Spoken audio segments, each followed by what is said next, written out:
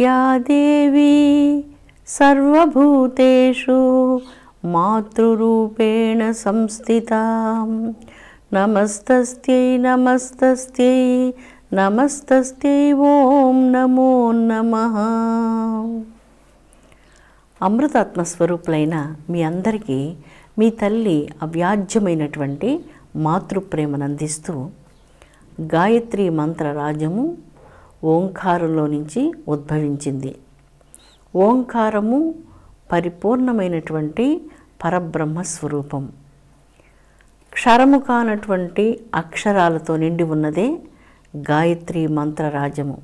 గాయత్రి మంత్రరాజంలో ఉన్న బీజమంత్రాలను జపించినంతనే అందులో ఉన్నటువంటి శక్తి తరంగాలు, అంటే ఆ బీజమంత్రాలలో ఏ అద్భుతమైనటువంటి విద్యుదయస్కాంత శక్తి తరంగాలు ఉన్నాయో, ఈ విద్యుదయస్కాంత శక్తి తరంగాలు సమస్త సృష్టిని మొత్తము క్షణంలో చుట్టి రాగలవు.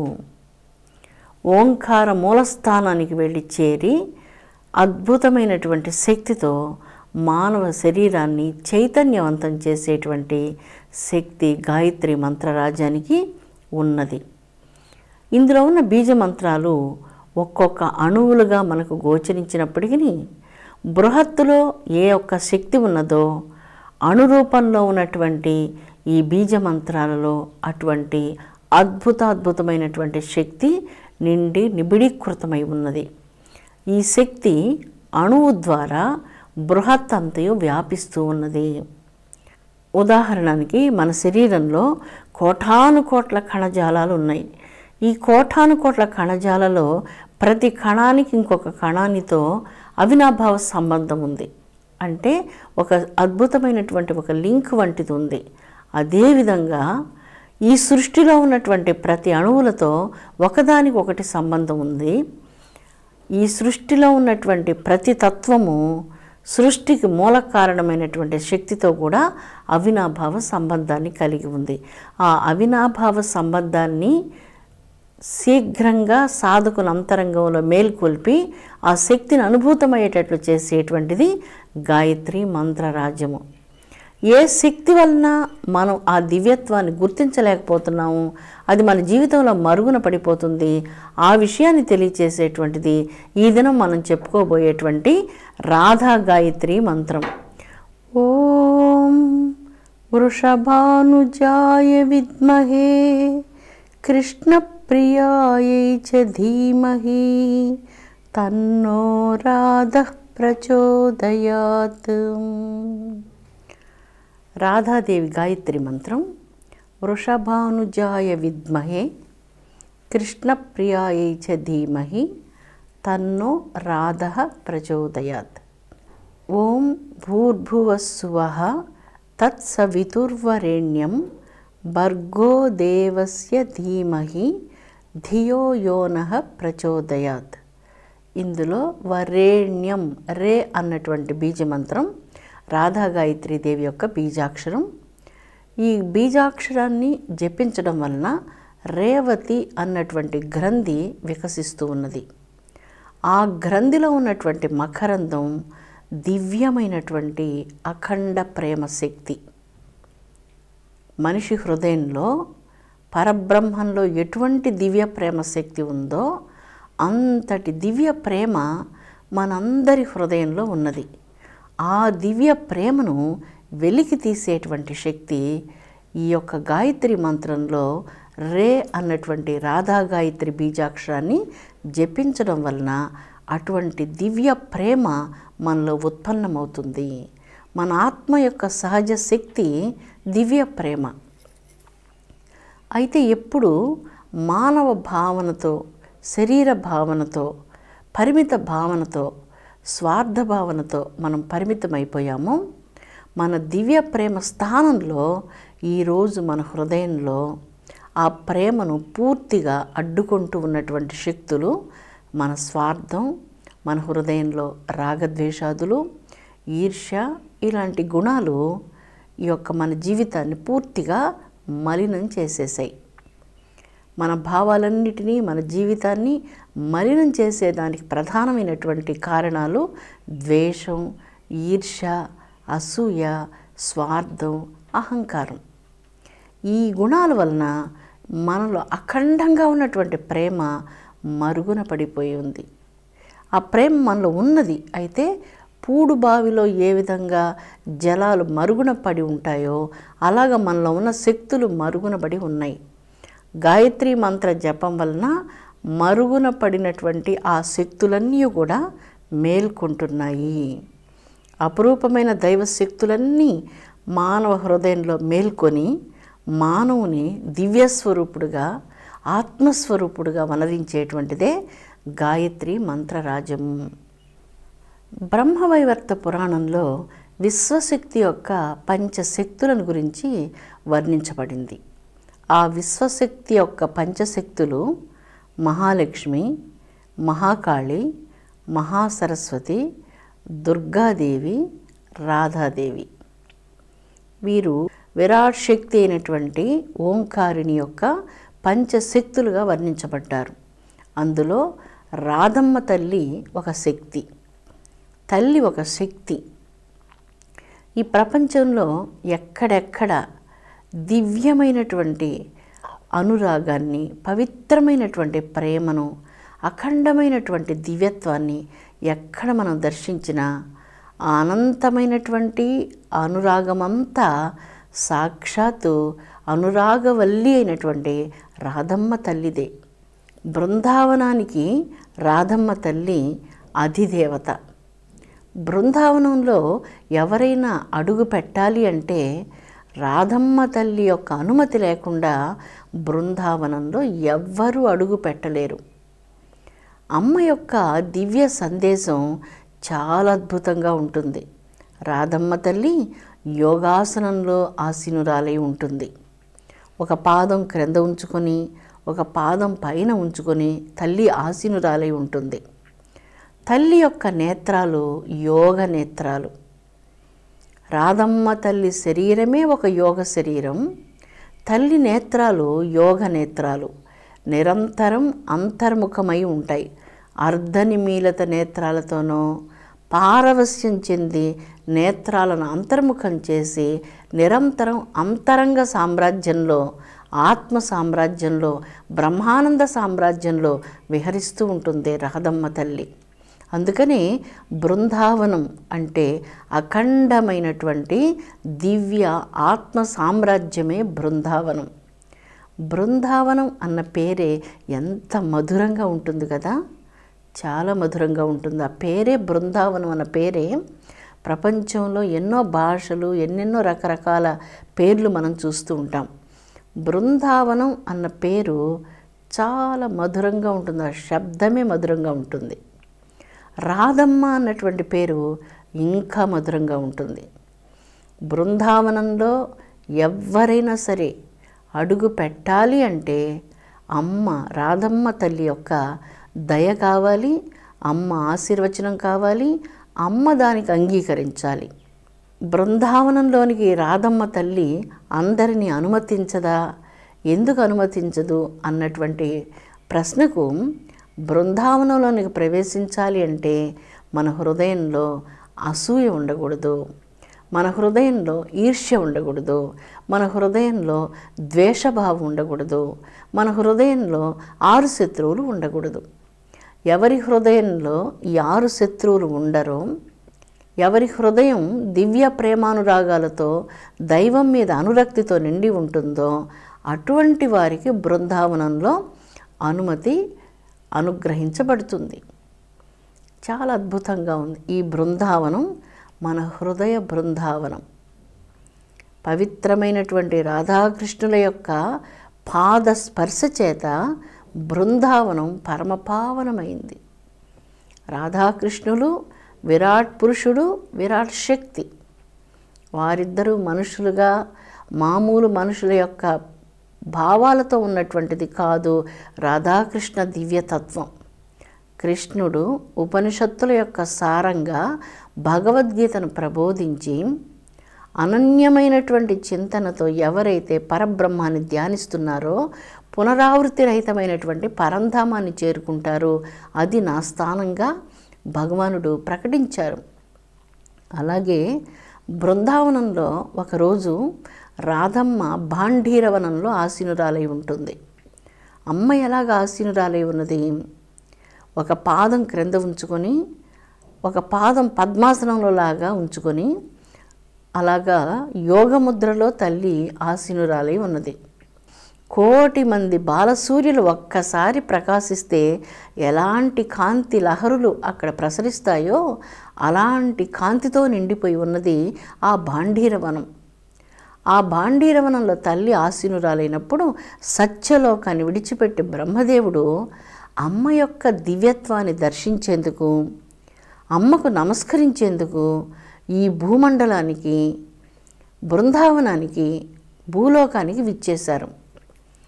అప్పుడు ఆయన ఆ భాండీరవనంలో కోటి సూర్యులు బాలసూర్యుల కాంతితో వెలుగొందుతున్న ఆ వెలుగులో అమ్మ రూపాన్ని ఆయన దర్శించలేకపోయారు. కేవలం వెలుగు మాత్రమే ఉంది. బంగారపు కాంతులు వెదజల్లుతున్నటువంటి ఆ కాంతి లహరులలో అమ్మ యొక్క రూపం రేఖామాత్రంగా గోచరిస్తుంది బ్రహ్మదేవునకు. బ్రహ్మదేవుడు రాధమ్మకు నమస్కరించాడు.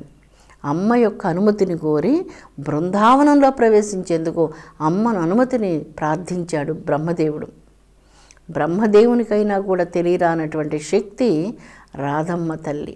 అందుకే ఎవరి హృదయంలో అసూయ ఉంటుందో, ఎవరి హృదయంలో ఈర్ష్యాద్వేషాదులు ఉంటాయో, ఎవరి హృదయంలో అనేక రకాల ప్రాపంచిక మాలిన్యాలన్నీ ఉంటాయో వారికి అంతరంగ బృందావనంలో, హృదయ బృందావనంలో, ఏకాతపత్ర సామ్రాజ్యంలో, బ్రహ్మానందాన్ని ప్రసాదించేటువంటి దివ్య బృందావనంలో ప్రవేశించేందుకు అనుమతి ఎలా లభిస్తుంది?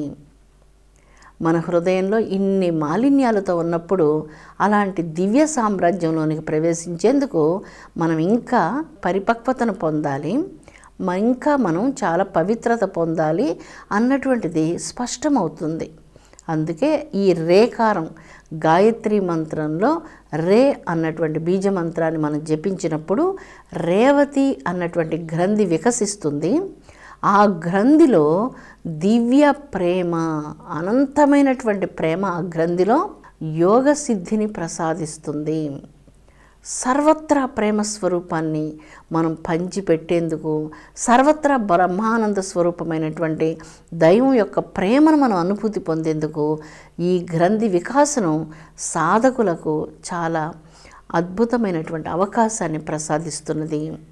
మనలో ఉన్న రాగం, ద్వేషం, ఈర్ష్య, అసూయ, అహంకారం, గర్వం ఇలాంటి మాలిన్య గుణాలన్నిటినీ, ఈ తరతమ భేదభావాలను, స్వపర భేదభావాలను వీటన్నిటినీ కరిగించి వేసేటువంటి ఒకే ఒక శక్తి దివ్య ప్రేమకు మాత్రమే ఉన్నది.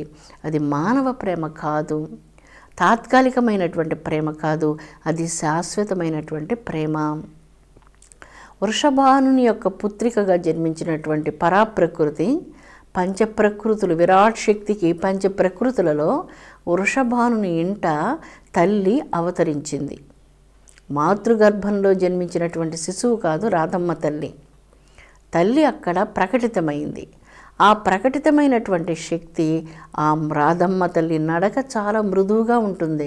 రాధమ్మ తల్లి మాట చాలా మృదువుగా ఉంటుంది. రాధమ్మ తల్లి నిరంతరం అంతర్ముఖురాలయ్యే ఉంటుంది. అమ్మ యొక్క నేత్రాలు యోగ నేత్రాలు, అమ్మ యొక్క శరీరం యోగమయ శరీరం, అమ్మ యొక్క ప్రతి కదలిక యోగంతో నిండి ఉన్నది. మామూలుగా ఉన్నటువంటి సాధారణమైనటువంటి బాలిక కాదు ఈ రాధమ్మ తల్లి. ఒకరోజు రాధమ్మ తల్లి స్నేహితులందరూ కలిసి వృషభానుని యొక్క గృహానికి వచ్చి కృష్ణుని యొక్క తత్వాన్ని గురించి రాధమ్మతో తెలియజేస్తున్నారు. యోగమయ నేత్రాలైనటువంటి అంతర్ముఖ దృష్టి కలిగిన రాధమ్మ నేత్రాలలో నుంచి ఆనంద బాష్పాలు గంగానదీ ప్రవాహం వలె ప్రవహిస్తూ ఉన్నాయి. కృష్ణ నామం వినగానే పులకరించిపోతూ ఆనంద బాష్పాలతో పారవస్యం చెందుతూ ఉంది. ఇలాగ ప్రతిరోజు కృష్ణుని యొక్క తత్వాన్ని వింటూ పారవస్యం చెందుతూ ఉంది రాధమ్మ తల్లి. ఆ రాధమ్మ తల్లి స్నేహితులు అంటారు, ఇలాగా నువ్వు ఇంత ప్రేమను కృష్ణుని మీద పెంచుకున్నావు కదా, ఒకరోజు కృష్ణుని వచ్చి దర్శించకూడదా అన్నప్పుడు రాధమ్మ తల్లి చెప్తుంది, కృష్ణుడు నిరంతరం నా హృదయంలోనే ఉన్నాడు. ఆయన కోసం నేను ఎక్కడికో వెళ్ళి వెతకనక్కర్లేదు. చాలామంది భక్తులు బృందావనానికి వెళ్ళి ఆ రాధాకృష్ణుల యొక్క పాదాలు ఎక్కడైనా కనిపిస్తాయేమో, ఆ పవిత్రమైనటువంటి పాద ముద్రికలు ఎక్కడైనా గోచరిస్తాయేమోనంటూ పవిత్రాతి పవిత్రమైన ప్రేమ భావనతో, మిక్కిలి ఆర్తితో ఈరోజు కూడా ఎందరో సాధకులు బృందావనంలో, బర్సానా గ్రామంలో రాధాకృష్ణుల యొక్క పవిత్ర పాదాల ముద్రికల కోసం అలాగ పిచ్చి వాళ్ళ వలె వెతుకుతూనే ఉంటారు. ఎక్కడైనా ఎప్పుడైనా ఆ పవిత్ర పాద ముద్రికలు మనకు గోచరించకుండా పోతాయా అంటూ ఎదురు చూస్తూ వెతుకుతూ ఉంటారు. అంతర్ముఖమైనటువంటి మహాభక్తుల హృదయాలలో పవిత్ర ప్రేమతో వారి హృదయం మార్ద్రవం చెంది ఉంటుంది, మృదువైపోయి ఉంటుంది. అక్కడ లౌకిక విషయాలకు తావు లేనే లేదు, ప్రాపంచికమైనటువంటి సృక్కు అక్కడ లేనే లేదు. ఏ విధమైనటువంటి ప్రాపంచిక విషయ లాలస, లంపట ఆ హృదయంలో ఉండలేదు. కేవలం ఆ హృదయం దివ్య ప్రేమమయంగా భాసిస్తూ ఆ బృందావనంలో రాధమ్మ పాదాలు ఎక్కడైనా గోచరిస్తాయేమో, కృష్ణ భగవానుని యొక్క పాదముద్రికలు ఎక్కడైనా గోచరిస్తాయేమో అంటూ పిచ్చి వాళ్ళ వలె మిక్కిలి ప్రేమతో, ఆర్తితో నిరంతరం హృదయం అంతా, బృందావనం అంతా అలా వెతుకుతూనే ఉంటారు. పవిత్రమైనటువంటి ఆ వేణునాదం ఎక్కడైనా వినపడుతుందేమోనంటూ అలాగ వెతుకుతూనే ఉంటారు.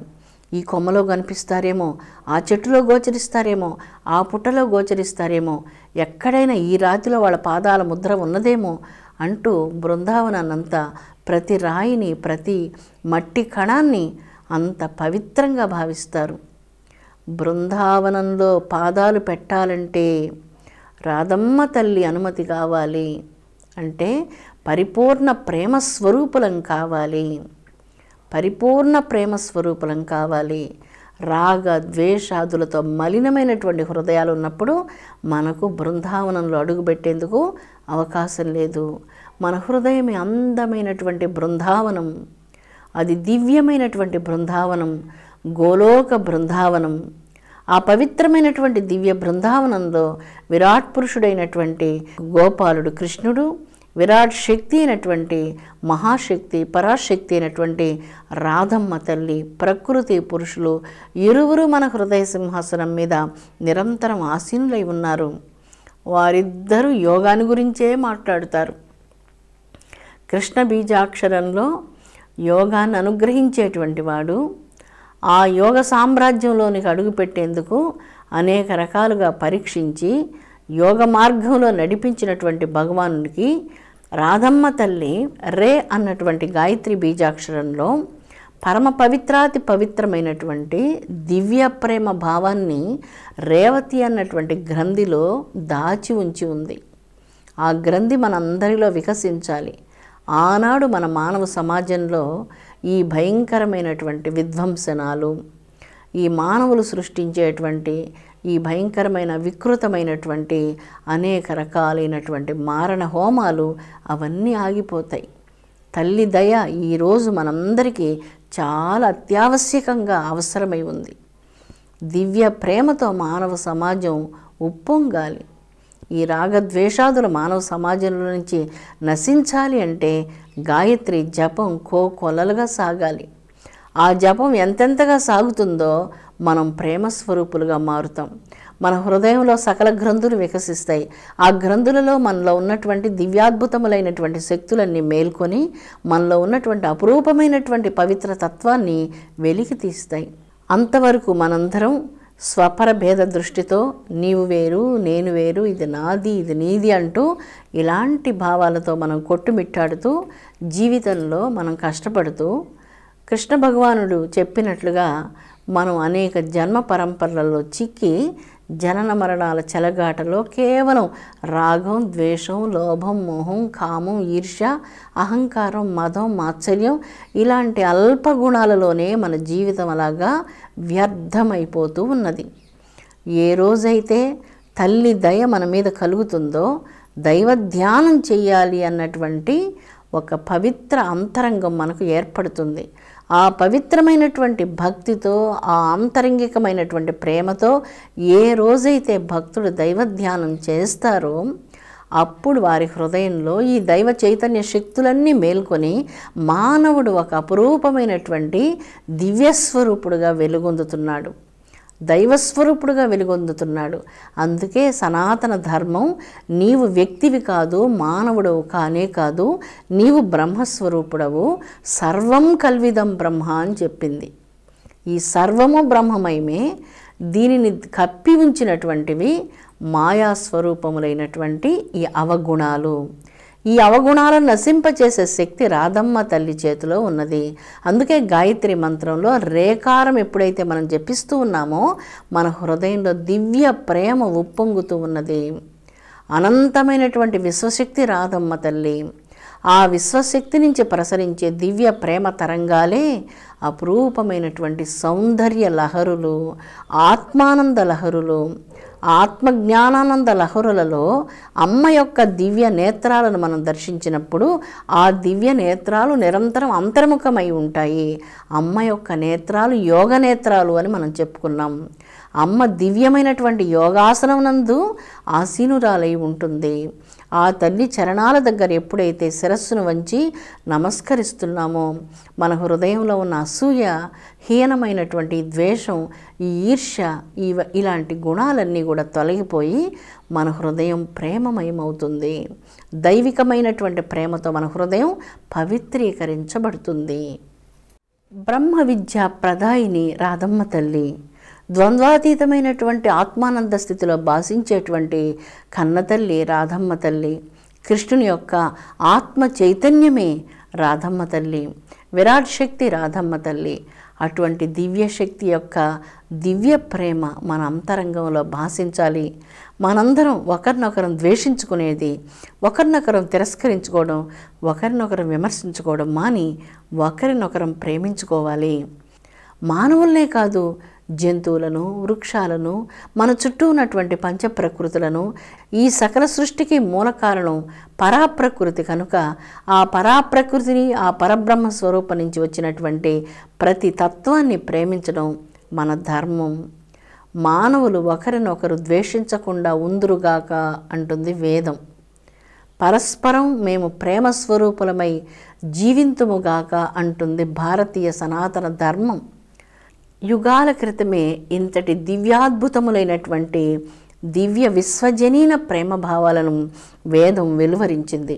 అమృతాత్మ స్వరూపులారా, రాధా గాయత్రి మంత్రంలో ఉన్నటువంటి పవిత్ర ప్రేమ మనందరి జీవితాలను పవిత్రీకరించునుగాక. ఒకరినొకరం ద్వేషించకుండా ఉందుముగాక.